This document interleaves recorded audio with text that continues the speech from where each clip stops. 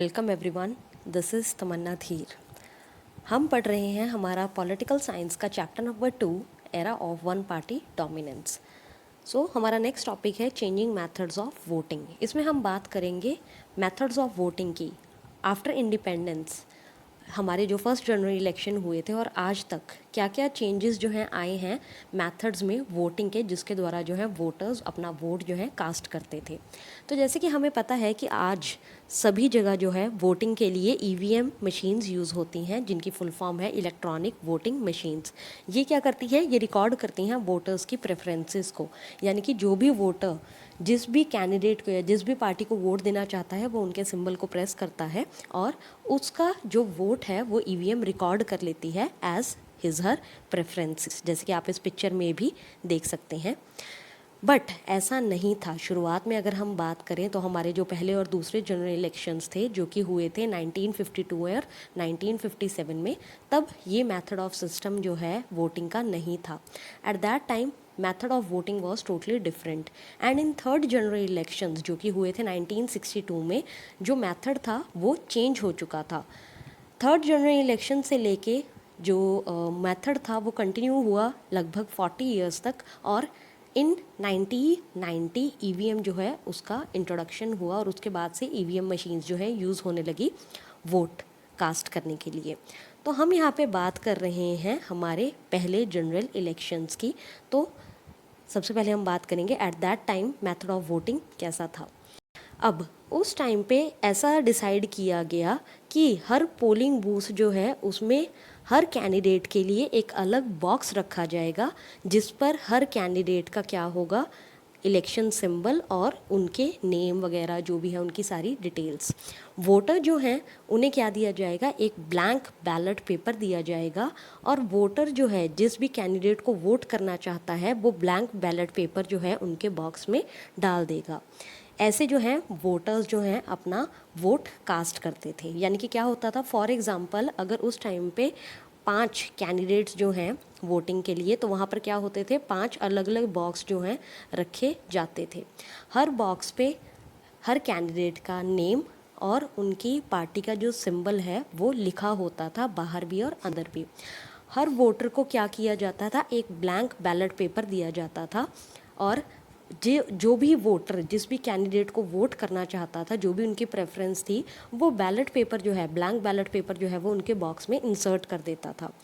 अब ये जो सारा प्रोसेस है ये बैलेट बॉक्सेस का कि ये कैसे बनते थे, ये जो है एक पंजाब के डिस्क्राइब्ड ऑफिसर ने समझाया था।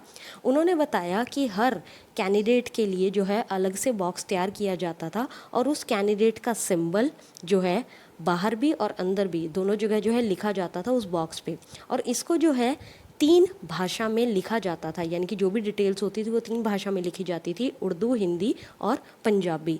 तो थोड़ा सा आप इमेजिन कर सकते हैं कि जो प्रोसेस है वो कितना ज़्यादा जो है कॉम्प्लेक्स था एट दैट टाइम पे, कितना टाइम लगता होगा उन बॉक्सेस को प्रिपेयर करने में, उनके सिम्बल्स को, कैंडिडेट्स को, सारी डिटेल्स को एनग्रेव करने में। बहुत ही ज़्यादा जो है टायरिंग और टाइम कंज्यूमिंग प्रोसेस था। तो ये जो हमारा मेथड ऑफ वोटिंग था ये हुआ apply in the first and second general elections, यानी कि 1952 और 1957 की इलेक्शन के दौरान। अब बात करेंगे हमारे थर्ड जनरल इलेक्शंस की। ये थर्ड जनरल इलेक्शन जो है हमारे, ये हुए थे कब, ये हुए थे 1962 में। और एट दैट टाइम जो मेथड ऑफ वोटिंग जो था वो चेंज हो चुका था। अब क्या था, अब बैलेट पेपर जो है उसे मॉडिफाई कर दिया गया था। अब जो बैलेट पेपर था वो ब्लैंक नहीं था, उस पर हर कैंडिडेट का नाम और उनके सिंबल्स जो हैं लिखे हुए थे। जो भी वोटर है उसे क्या करना पड़ता था, एक सील मार्क करनी पड़ती थी, एक स्टैंप लगानी पड़ती थी जिस भी कैंडिडेट को वो वोट करना चाहते हैं उसके नाम के आगे। तो यही हम थ्योरी में पढ़ेंगे कि पहले दोनों जनरल इलेक्शंस के बाद ये जो मेथड है ये चेंज हो चुका था। अब बैलेट पेपर जो है वो क्या कर रहा था, कैरी कर रहा था नेम्स और सिंबल्स किसके, सभी कैंडिडेट्स के जो भी वो इलेक्शन लड़ रहे हैं। अब वोटर को क्या करना पड़ता था, वोटर को स्टैंप लगानी पड़ती थी उस कैंडिडेट के नेम और सिंबल के आगे जिसको वो वोट करना चाहता है। ये जो सिस्टम था बैलेट पेपर का, ये जो है आगे चलकर लगभग 40 साल के लिए यूज़ हुआ। It worked for nearly 40 years. And उसके बाद क्या हुआ, towards the end of 1990s by 1990s election commission ने क्या किया, इलेक्शन कमीशन ने इंट्रोड्यूस किया ईवीएम को, इलेक्ट्रॉनिक वोटिंग मशीन्स को, और इन्हें जो है यूज़ करना शुरू किया गया वोटर्स की वोटर पर्पस के लिए, वोट पर्पस के लिए। और लगभग 2004 में पूरी कंट्री, यानी कि पूरी जो हमारी कंट्री है उसमें क्या हुआ, इस ईवीएम का यूज़ होना शुरू हुआ, यानी कि जो बैलेट पेपर जो बॉक्सेस थे वो सिस्टम अबॉलिश करके हर जगह जो है ईवीएम का यूज़ होने लगा। So this was the changing methods of voting, जिसमें हमने बात की कि कैसे जो है मेथड ऑफ वोटिंग, पहले जनरल इलेक्शन में क्या थे, अलग अलग कैंडिडेट के लिए अलग अलग बॉक्स रखा जाता था, ब्लैंक पेपर जो है as a ballot paper use होता था।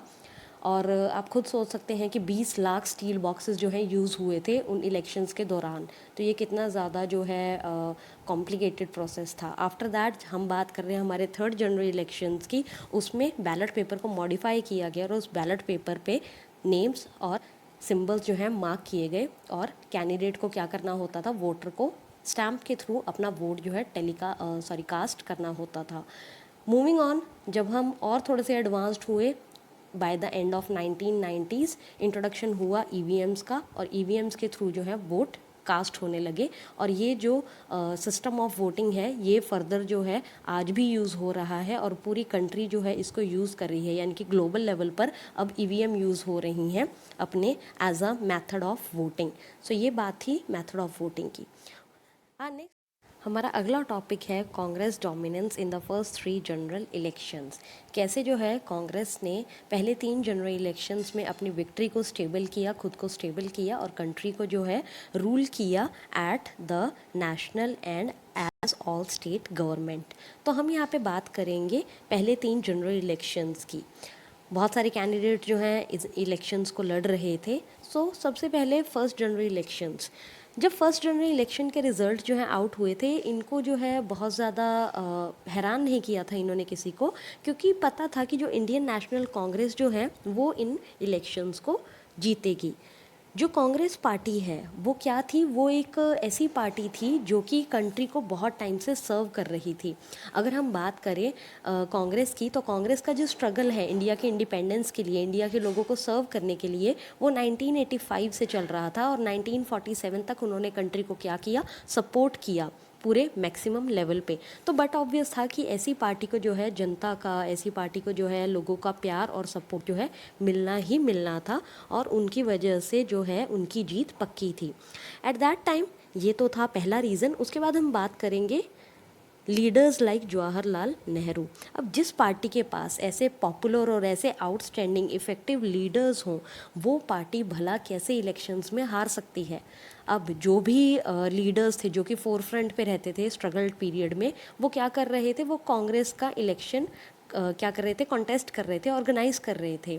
जैसे कि अगर हम बात करें मिस्टर जवाहरलाल नेहरू की, तो उन्होंने क्या किया था, उन्होंने उस टाइम पे लीड किया था कांग्रेस कैंपेनिंग को, और टूर किया था पूरी कंट्री में कांग्रेस के लिए।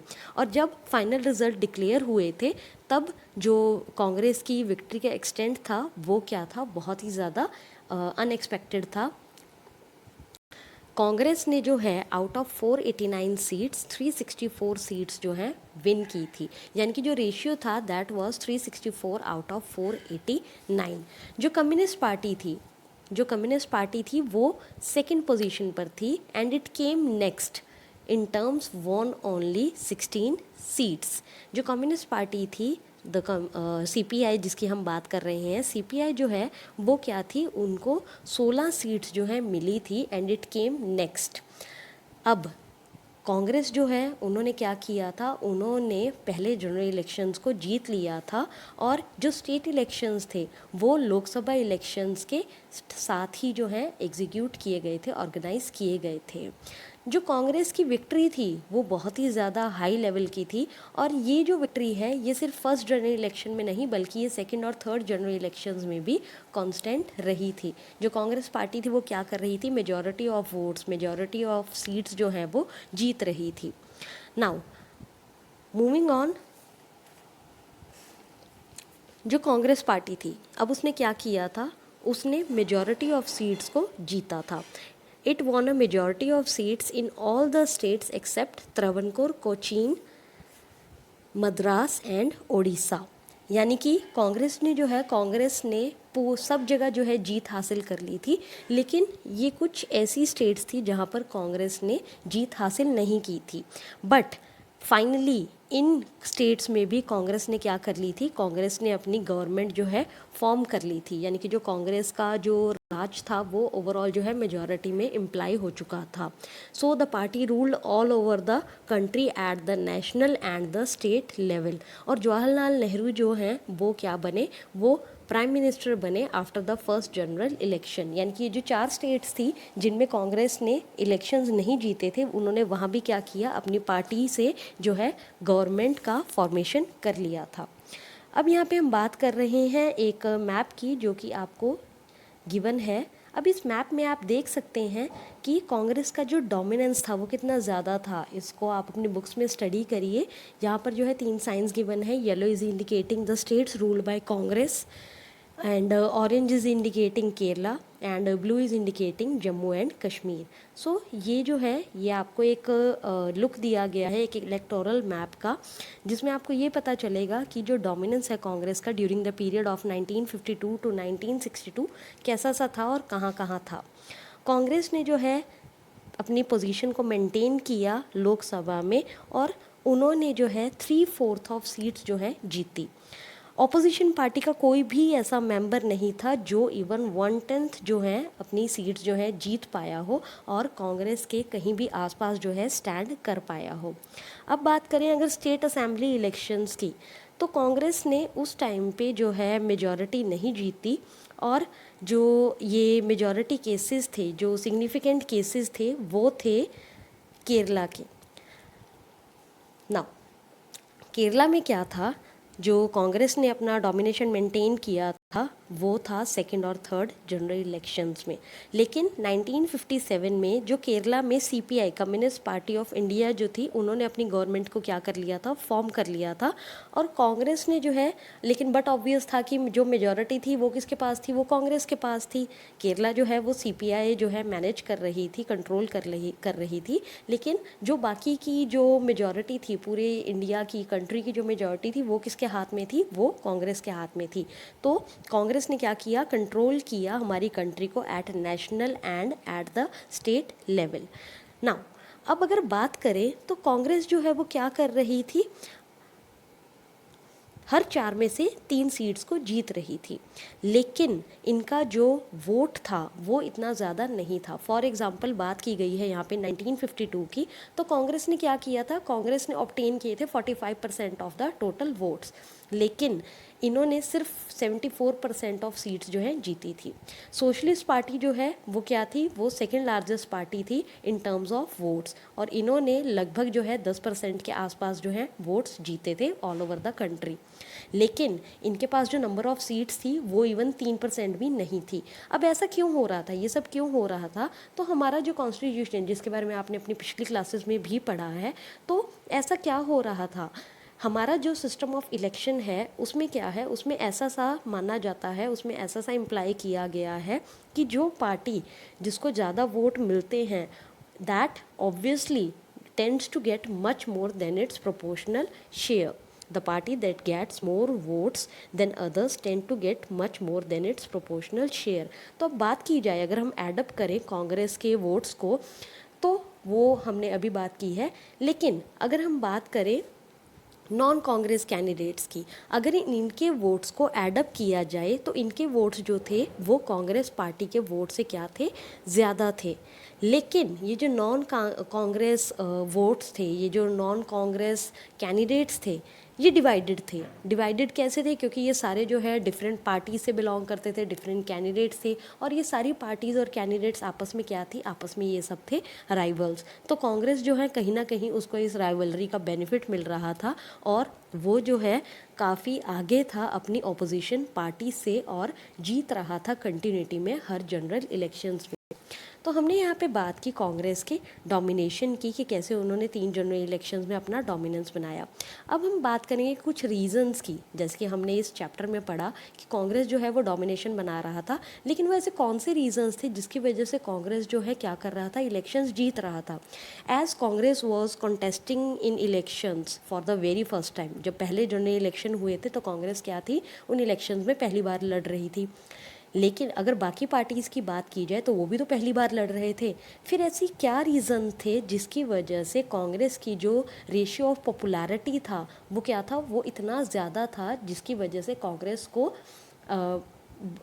बार बार जो क्या मिल रही थी, विक्ट्री मिल रही थी।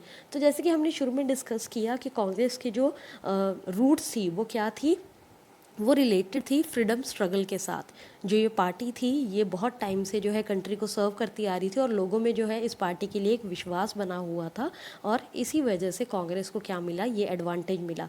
सेकंड रीज़न हमने डिस्कस किया था कि जो लीडर्स हमारे स्ट्रगल के टाइम पे फोर फ्रंट पे थे, वो क्या कर रहे थे, वो कांग्रेस के लिए इलेक्शंस जो है कंटेस्ट कर रहे थे एज कांग्रेस कैंडिडेट्स। जैसे कि हमने यहाँ पे पढ़ा था मिस्टर जवाहरलाल नेहरू के बारे में। तो ऐसी पार्टी जिसको जो है फ्रीडम फाइटर्स का सपोर्ट मिल रहा हो, वो क्या करेंगे, वो जीतेंगे ही जीतेंगे। थर्ड रीज़न था association of Congress with Gandhi ji.